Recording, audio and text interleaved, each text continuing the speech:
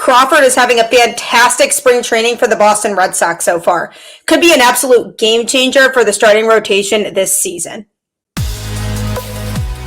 You are Locked On Red Sox, your daily Boston Red Sox podcast. Part of the Locked On Podcast Network, your team every day.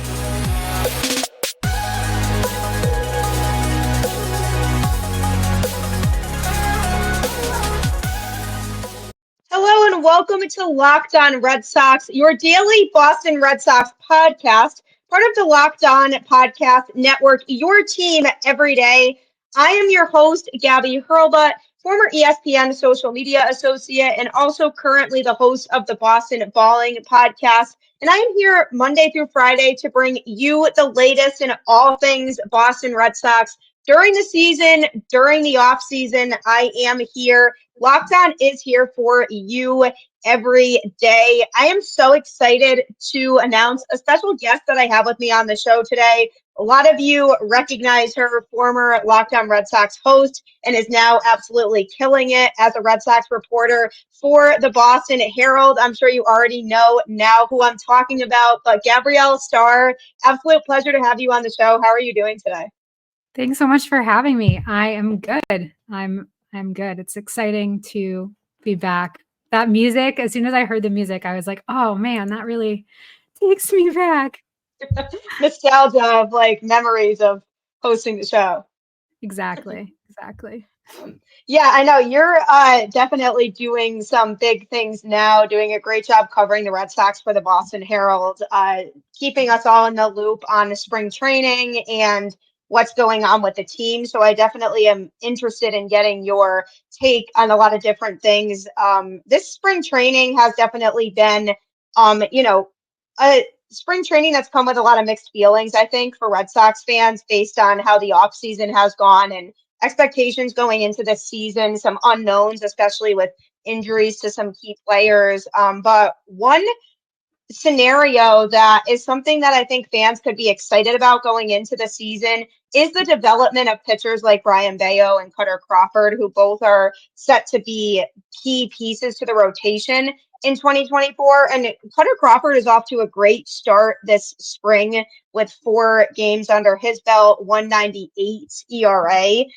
Definitely a small sample size with having only pitched in 4 games so far. But what is your take on that situation? Because if he can continue this version of Kutter Crawford into the season, that could be a game changer for this rotation. Yeah, like you said, I mean, small sample size, and you and I both know we're going to hear, well, spring training games don't count. I agree with that to an extent. Obviously, they don't count. The stats don't count towards your record, etc. But it is always interesting to kind of see, especially as the games get later and longer for the everyday starters. It is interesting to see kind of who's looking ready, who's not necessarily looking ready, and kind of, who's looking comfortable already. Because a lot of teams, including the Red Sox, have, started using their everyday players more for longer, like started earlier with their everyday starters. Like I remember a couple weeks ago, the Orioles put out Corbin Burns when the Red Sox were coming to play. And that was like pretty early in spring. I mean, it wasn't a long inning, but it's like, there have been years where the 2019 is an example where you didn't really see the Red Sox rotation for a while. Cora wanted them to have some more rest after a long postseason, obviously. But then you also saw that there was kind of a problem with that when the season started because guys were not really game ready. So with Kutter, he's looking really sharp. I mean, the fact that he hasn't issued a walk, knock on wood, is really impressive. Dog is like snoring behind me on the chair. He has not issued a walk, which is really impressive. Though I will say there were a lot of games last year where he also, at least early on, was not walking a lot of batters. Later in the season, he had some rough games. But I think part of that was also that the Sox used him in various roles last year. He was in the rotation to start. He was demoted pretty quickly for about a month and a half to kind of a long relief role and even like a shorter, some shorter relief, like later inning kind of things. And then in June, he goes back to the rotation largely because a lot of the other guys were hurt, like Sale was hurt, Whitlock was hurt, and he stays in the rotation for the rest of the season. And I've spoken to a few players, both pitchers and position players, who've talked about how much of an adjustment it is when you're being used in these roles. You want to be helpful every way that you can be, but routines can be somewhat different. Expectations are different. Even just the timing of sitting out in the bullpen compared to starting a game, it's very different. And so especially for a guy like Kutter, who is younger and kind of newer to being like a full-time member of this team, I think that all things considered, he had a really good year last year. I mean, he made 23 starts. That was a good amount for the Red Sox, especially considering he pitched 129 and a third innings last year after throwing two in his debut season, if you can call it that, in 2021. Like, he appeared in one game that year. So last year was his first full year in the majors, but he wasn't even expected. Like, there was no guarantee that he was going to be a full-time major leaguer last year. And so seeing him in spring, like, definitely a more confident version of himself. He and a lot of the other pitchers have talked about how much they really like working with Andrew Bailey, how kind of hands-on he's been, even from the beginning of kind of making trips down to the fort before, pitchers and catchers, and checking in with everyone on text. He dove in immediately, which, not to say that's not expected when you're a pitching coach, but he's just been somebody that a lot of the players have really, really liked working with. And, I think also there's a comfort level to having someone coaching you who has done the job here, right? Bailey is a guy who pitched for the Red Sox. He pitched on really good Red Sox teams. So he is a been there, done that guy. And in Boston specifically, you need those kind of been there, done that guys, because Boston's different, right? So to have a guy be able to come in and be like, I know what it feels like to be in your position, literally, same uniform, same bullpen, same dugout, same everything. Much nicer clubhouse now, but that's been really helpful for a lot of guys from what I've been told. And with Kutter, you're just seeing a more confident version of himself where, instead of being maybe the fourth or fifth starter in the rotation, obviously Lucas Giolito missing the season is part of this, but he's basically pitching himself into like third or fourth, right? It's kind of him and Tanner Houck are third or fourth, kind of interchangeable in that right now. So, I mean, I think he's somebody that people could be, optimistic about. There were a lot of games last year where he was excellent. There were games where he was one of the only guys going 5-6 innings in his starts, and he wasn't walking guys, especially the first half of the season. And the strikeout numbers have been there, not all the time, but there have been games. I mean, I remember he had a 9 strikeout game last year. And he didn't give up a run. He walked 4 batters. So, you win some, you lose some, but he pitched 6 scoreless innings and didn't give up a run and struck out 9 batters. That's a guy with like a lot of potential, and you're seeing that potential. And he's one of the guys that Cora has called upon to take those steps forward. Yeah, and you bring up a really good point by mentioning Andrew Bailey. So coming up, we're going to be talking about his contributions with the Boston Red Sox so far and why it could be an underrated move from this offseason that the Red Sox made. Amazon Fire TV is your destination for sports. From live games to highlights to in-depth analysis, Fire TV offers amazing viewing experiences with smart TVs, as well as the Fire TV stick that you can plug into your existing TV that provides access to millions of movies and TV episodes, as well as free and live TV. Whether it's opening weekend for baseball or the college basketball tournament, you're going to want to have a Fire TV. Fire TV recently created Fire TV channels to deliver a constant supply of the latest videos from your favorite sports brands, all for free. That includes all of us at Locked On and most of the big pro leagues and college conferences as well. Fire TV channels lets you dive into all of the game analysis, highlights, and more to keep up to date on all the latest in the world of sports. March Madness, NBA, MLB, and lots more. Not to mention great news, entertainment, gaming, travel, and even cooking videos. Check out Fire TV channels on Fire TV and Alexa devices. If you haven't checked out Fire TV channels, you should. Trust me on this. To learn more, visit www.amazon.com/LockedOnFireTV. It definitely won't disappoint you, and neither will FanDuel, America's #1 sportsbook. Say goodbye to busted brackets because FanDuel lets you bet on every game of the tourney. Whether you're betting on a big upset or a 1 seed, it's time to go dancing on America's #1 sportsbook. Right now, new customers get $200 in bonus bets if your first $5 bet wins. That's $200 to use on point spreads, money lines. You can even pick who's going to win it all. Just visit FanDuel.com/lockedon and bet on college hoops until they cut down the nets. You can really go after it with FanDuel. It'll give you so much money if you bet on a lot of different sports. So check out FanDuel today. Are you watching Fox Sports or ESPN on your TV all day? Have to turn down the volume with all that shouting? Make the switch to Locked On Sports today, a free 24/7 sports streaming channel programmed for you every day to bring you the biggest stories without all the screaming. Locked On Sports Today brings you can't-miss analysis, opinions, and news, streaming 24/7 on YouTube or the free Amazon Fire TV channels app. Part of the Locked On Podcast Network, your team every day. I think there's a lot to be said for somebody like Andrew Bailey coming in. That's a move that the Red Sox did make this offseason that isn't necessarily being appreciated enough.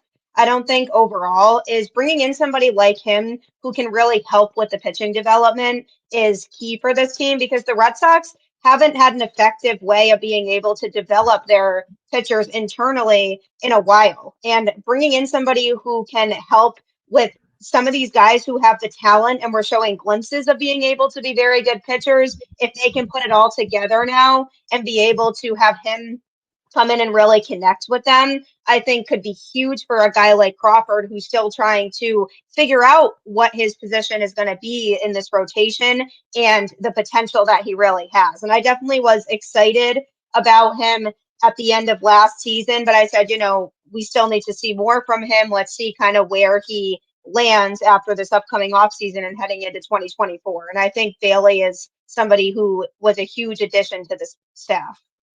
I think that's definitely accurate. And I would say, in addition to him, Justin Willard, who's the new director of pitching, they poached him from the Twins, I believe. And there's other hires where that is something that definitely hasn't been talked enough about this year.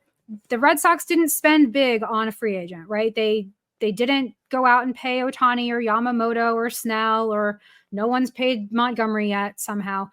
But what they did do is one of the things that Craig Breslow was brought in to do. Another Red Sox pitcher, who transformed the Chicago Cubs pitching development when he was their VP of pitching and, being mentored by Theo Epstein. He's pitched here. He's won a World Series here. He has done that work. He and Andrew Bailey are incredibly close. Bailey did amazing work with the San Francisco Giants starting rotation and pitching staff over the last 4 years. And oftentimes, I'm not going to say, this is not me giving the Sox a free pass for not spending. But I will say oftentimes those kind of internal hires, those kind of, restructurings of crucial departments like pitching development, sometimes those are actually better in the long run because the ripple effect, it's making a splash versus waiting for a slow ripple effect. And oftentimes the ripple effect is going to last longer. It's going to carry wider. And,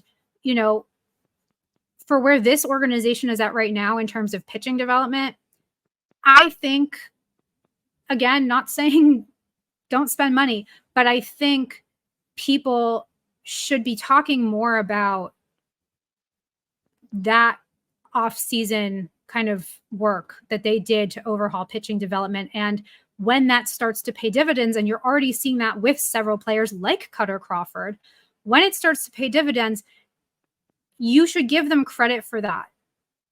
And you can give them credit for that without excusing, or ignoring other things. It's just think critically, look deeper, look beyond a player's ERA and look at their month to month, look at their games. these guys are doing something for the Red Sox that the Red Sox basically haven't really had in my lifetime. That's why guys like John Lester and Clay Buchholz, are talked about so much, because the Red Sox don't develop homegrown starting pitchers.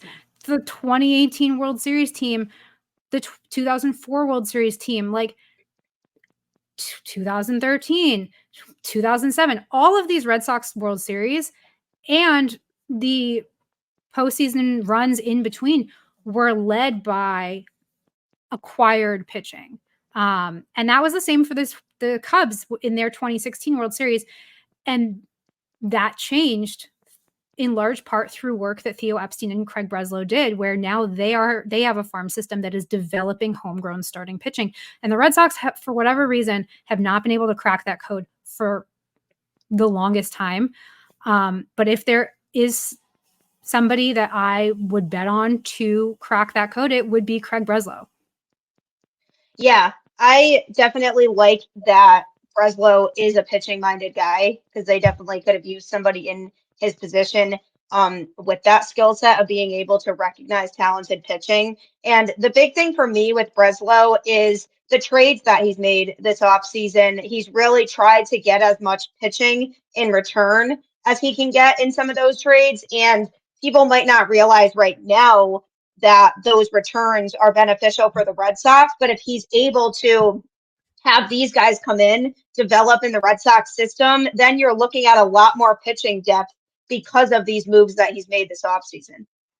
Yeah, absolutely. I mean, the John Schreiber trade, you got a very talented pitcher and a pitcher who pitched in college. So they're already like further along. I think one of the biggest things with the Red Sox is, and this has been the case with previous player development head turnover, Charrington to Dombrowski, then Dombrowski to Bloom, and now Bloom to Breslow, is there were a lot of promising prospects, not just pitching prospects, but there were a lot of promising prospects that were low down when those upper level management changes happened. And, those kind of farm system additions didn't bear fruit until after. And you're going to see this, with the next couple of years of the Red Sox, where Chaim Bloom inherited a last ranked farm system. And in 4 years, he got them to, by several evaluators' estimations, like Baseball America and such, a top 5 farm system with a bunch of top 100 prospects, scattered throughout now the upper levels. I mean, Dombrowski drafted Tristan Casas, but he was gone by the time Tristan debuted. There is something to, and Dombrowski inherited a bumper crop of a farm system from Ben Charrington. Brian Cashman inherited a really talented young core from his predecessor with the Yankees.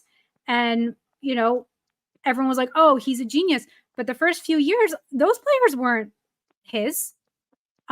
It's, there's a lot of that kind of handing down too. And so I think when the Red Sox get back to playing the way that people expect them to, Chaim Bloom deserves a lot of credit for that, which isn't to say that Craig Breslow is not going to deserve a lot of credit for that too.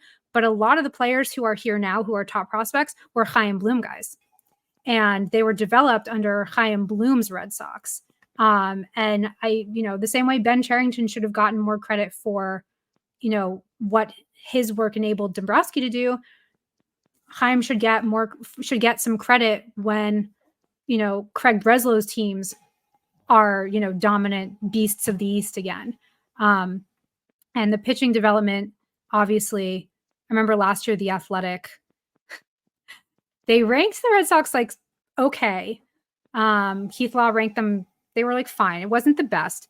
But I do remember the thing that stuck out to me the most was him basically saying he wasn't sure if there was a legitimate starting pitching prospect in the entire farm system.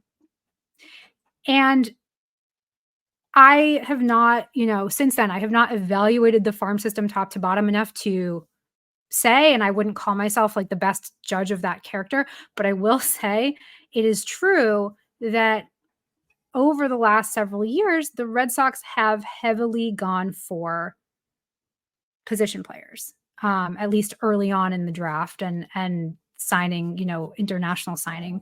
Like you have a bazillion shortstops and third basemen now and second basemen. It's like, what are you going to do with all of them? I mean, so many of the top prospects right now, it's like, well, you signed Devers for 10 years. Like, what are you going to do with Blaze Jordan? Like you just acquired Von Grissom. What are you going to do with, Nick York?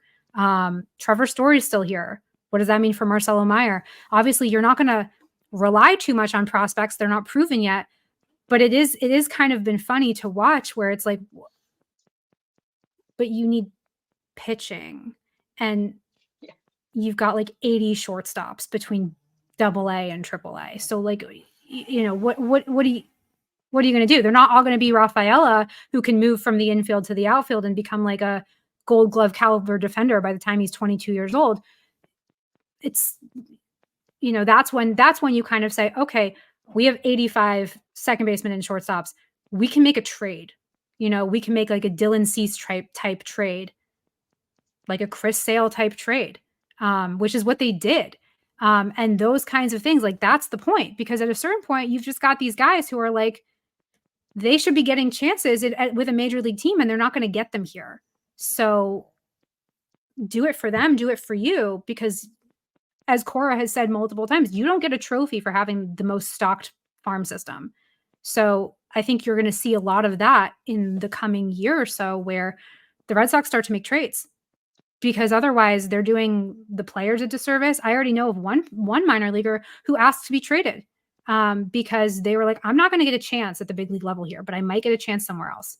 And Bobby Dahlbeck said at the start of spring, he's like, I'm surprised I'm still here, because, I'm kind of surprised he's still there too. I am too. And I feel for him, because it's like, he's 28 years old or whatever. And, with another team, he might kind of have that real chance, but he's not going to get it here the way that Casas and Devers are. If you're talking about extending Casas, which they are, all right, so you got your everyday first baseman, you got your everyday third baseman, and you're trying Bobby at like 85 other positions. Why don't you try doing something that's good for him? Because the 500-foot home runs in Worcester are fun, but this is a guy who's already getting old enough where it's going to be hard, for him. It's going to be hard for you. And, I don't see it benefiting anyone. And it's no knock against him. It's literally like sometimes trading someone is actually what's best for them. Like we saw with Andrew Benintendi.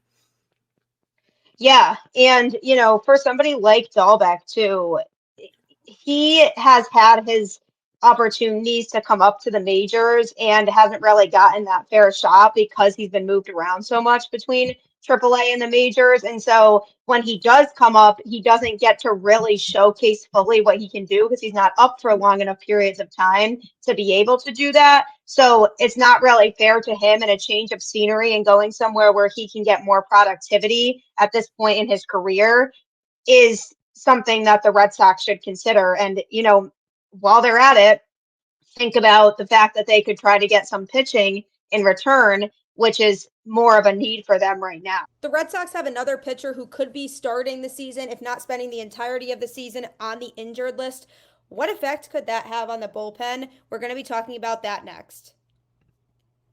Are you looking for a fun and creative way to play fantasy sports? If so, PrizePicks is the place for you. PrizePicks is the largest daily fantasy sports platform in North America.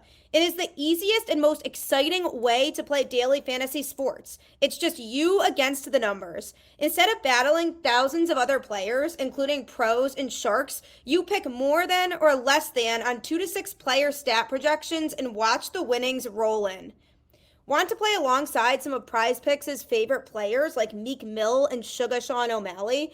You can now find community plays under the promos tab of the app to view entries from some of the biggest names in the PrizePicks community each week. You can now win up to 100 times your money on PrizePicks with as little as 4 correct picks. You can turn $10 into $1,000 with NBA, NHL, and college basketball entries today on PrizePicks, America's #1 fantasy sports app. Download the app today and use code LOCKEDONMLB for a first deposit match up to $100. That's a first deposit match up to $100 if you use code LOCKEDON. Pick more, pick less. It's that easy. It really is that easy. They are not joking, so you should head to PrizePicks today. Also, you should head to Locked On Sports today, as we as a network have launched the first ever national sports 24/7 streaming channel on YouTube, and now it's also available on Amazon Fire TV in the free Fire TV channels app. Locked On Sports today is here for you 24/7, covering the top sports stories of the day with the local experts of Locked On, plus our national shows covering every league. Find Locked On Sports today, now available on the free Fire TV channels app. It's so worth your while. I promise you, you won't be disappointed. So head to Locked On Sports today.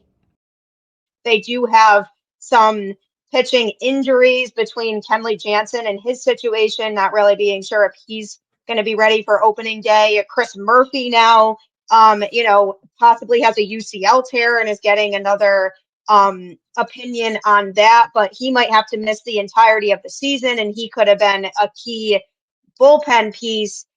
So going into this season, what is your perspective on all of these pitching injuries, and what do they do about that? Because they didn't really, make a lot of moves for pitching this offseason. So we're kind of here, and people are going to have to fill in different roles now because there might be guys that aren't going to be able to play.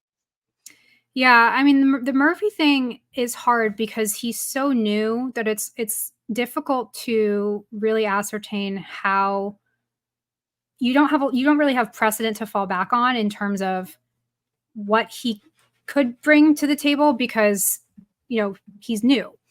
But it is obviously, first of all, it's never good when a player has any kind of UCL injury. And his is a high-grade tear of the UCL. He's getting a second opinion, but it's likely that he's going to have season-ending surgery. And it might be Tommy John, might not. But he, that's hard. It's awful for him, obviously, in terms of his development and his career and his, life. And it's hard for the Red Sox because, it's another pitching injury. And that is one thing that, the league is just overflowing with pitching injuries. I think the perspective is important, not just Murphy related, but it is worth noting the pitching injuries around the league lately are at like an absurd level. You've got Giolito, obviously. Garrett Cole's going to be out until at least the end of May. Jose Urquidy, DeSclafani with the Twins. Shohei Ohtani's not going to hit this year. Not going to pitch this year. There's injuries everywhere. And so not to say, oh, well, it's okay, obviously, but it is worth noting it's not just the Red Sox. It's not like there have been years where it feels like it literally is just the Red Sox, or at least in this division, because they have had so much bad luck with pitching injuries. And the last two seasons were really promising teams that, maybe not the best team, but promising teams that were derailed by just a stunning amount of pitching, mostly pitching injuries. So it's not great when you've got a team that did not do a lot from a pitching side during the offseason. I also think, and we talked about this before we started recording, fans are quick to forget that they want the team to spend money, but only if it works out perfectly. Because as soon as it's not perfect, the guy's a bust, right? Fans were so mad at David Price when he wasn't performing up to that then record 7-year, $200+ million contract. People were losing it. And, people were horrible with Sale, even though, he and Trevor Story both have broken bones in their hands, fingers within like a week of each other. And somehow Stories is a freak accident, but everyone says Sales is somehow his fault. I'm like, he was standing on the mound doing his job, and this stuff happens. Like, you know, you got to pick one, right? So with Murphy, it's not great because, you know, pitchers are just so, I'm not going to say fragile because they're not fragile. It's just, it's like a minefield, right? A major league season is made or broken by having reliable pitching. And the minefield is so much bigger than it used to be because guys are just getting sent up and down. Guys are getting hurt more. There's way more surgeries, especially, you know, UCL surgeries, because guys are trying to throw harder. They're trying to throw different pitchers. I know one of the team doctors was talking to The Athletic recently about how sweepers and certain other kinds of pitches, like power changeups, I think maybe are, you know, risky because there's an increase of injuries. And you hear a lot of pitchers talk about like, oh, well, I hurt myself because I was trying to do this. I hurt myself because I was trying to throw harder. I hurt myself because I was trying to throw this new pitch. And so I think that's also a risk, is you have to kind of recognize a player's strengths and try to maximize them. And going back to Andrew Bailey for a second, that's something that you saw with him with Garrett Whitlock, where Garrett Whitlock is back to throwing a one-seamer. You don't see a lot of one-seamers in baseball, but he threw a one-seamer in college, and he was a good college pitcher. And then when he was, you know, a Yankees minor leaguer, when the Yankees drafted him, the Yankees wanted him to go away from the one-seamer. And he said it didn't work out well for him. And, you know, we all know how that happened with surgery and then, you know, getting picked up by the Sox in Rule 5. He goes back to the two-seamer when he comes to the Red Sox. And Bailey, you know, this spring has been like, you know, all right, show me your one-seamer. Like, how does this feel? And he's like, it feels good. I threw this in college a lot. Bailey's like, okay, then do that. You know, if, you know, it's the square peg round hole thing. So I recognize a lot of this is not Chris Murphy, but I think that's because it's hard to talk about, you know, it's hard to talk about anyone's impact before a season started because, you know, you can be an amazing pitcher one year and a terrible pitcher another year. Like we saw with Rick Porcello, you know, going from like Cy Young to leading the league in losses, et cetera. Murphy had some good games last year. He had some bad games because he pitched 20 times as a rookie. It's hard to say what his impact would have been. But just in terms of depth, losing pitching is not something that the Red Sox are built to do yet. And so in that regard, it's not great, especially with Chris Martin and Kenley Jansen kind of having these cautious, more Jansen than Martin, but having these kind of cautious springs, not a lot of work in them. You're trying to figure out the rotation. You've lost Giolito, you know, because you don't have Sale. Now it's like you've lost two pitchers instead of one. So, you know, when Cora was saying earlier in spring that he was going to need guys like Bayo and Houck and Whitlock and Kutter to step forward, it's like, well, now that's even bigger. And Pivetta, obviously, but Pivetta's older, so I think he's not really in the grouping that Cora's talking about with young guys. These guys are going to have to step forward even more. And then that's risky because you can't really stand to have any of them get hurt. You know, last year, the Sox were a great team until the last like 6 weeks of the season, because then it was like a bullpen game every other night. And they didn't, you know, the bullpen was gassed because who wouldn't be? That's not your job. You're not supposed to be doing that every single night. And if they have to do that again this year, it's going to be more of the same. It doesn't matter how good your bullpen is. Last year, the Red Sox bullpen was one of the best in baseball. You wouldn't know that from the overall record. You wouldn't know that from last like month and a half of the season. But that's because they had like no starting rotation for huge chunks of the year. And, you know, if you've got guys going out there and doing extra work, eventually it's going to wear on them because they're not conditioned to do that. Which I will say, though, it makes, you know, pitchers like Brennan Bernardino and Chris Martin's seasons last year all the more impressive because guys like them were being relied on so much more so much more often for longer innings. When Jansen got hurt when Jansen's kind of season ended early, Martin was closing. He has not done that a lot throughout his career. There were guys that really stepped up, and there are guys that are going to step up again this year. And Murphy might have been one of those guys. But right now, the most important thing is that he gets the right kind of treatment for his injury so that he can try to be one of those guys again down the road.